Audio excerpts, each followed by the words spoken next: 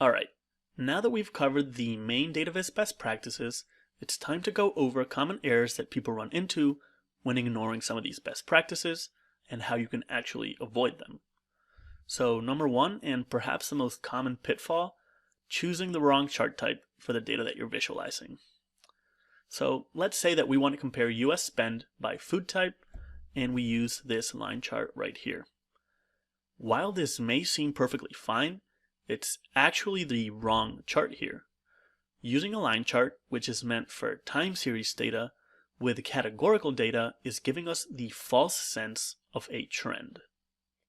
Alright, so what if we use this tree map?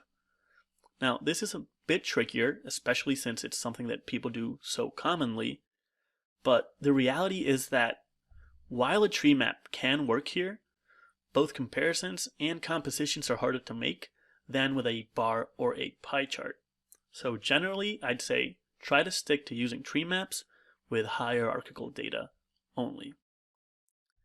Alright, so what about a bar chart to compare US spend by food type? Well, now we're talking.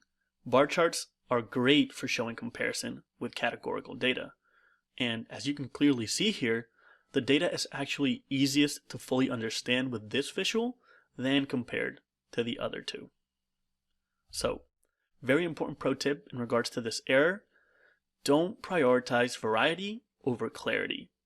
And this becomes especially important when building dashboards that contain more than one visual. You'll often see people try to avoid using another bar chart, so they'll go for a tree map just for variety's sake, instead of just sticking with the right chart for the job. And to be honest, you really never can have too many bar charts. So instead of avoiding them because they're so common, you should actually embrace them precisely because they're so common. Everyone is going to know how to read them, right?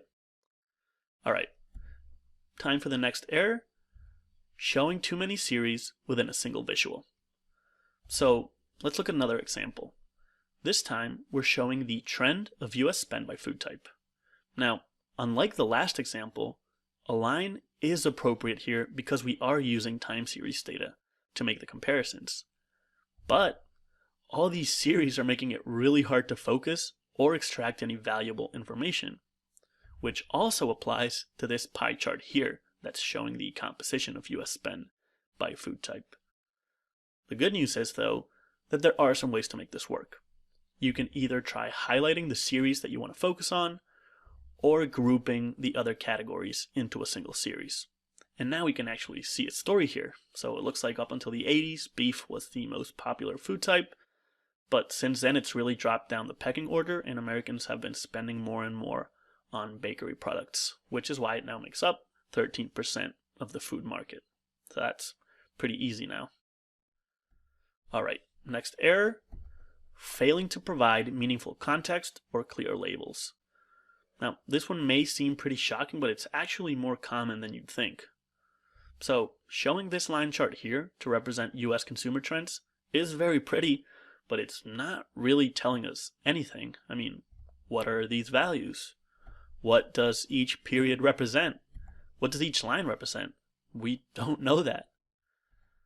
But if we fix it and add those labels and add that meaningful context, now we know that we're looking at spend in billions of dollars by year for chicken, beef, pork, and fish. So there we go. And now, I know what you're thinking. Well, Enrique, you told us to eliminate clutter and noise. And it's true I did, and it is important.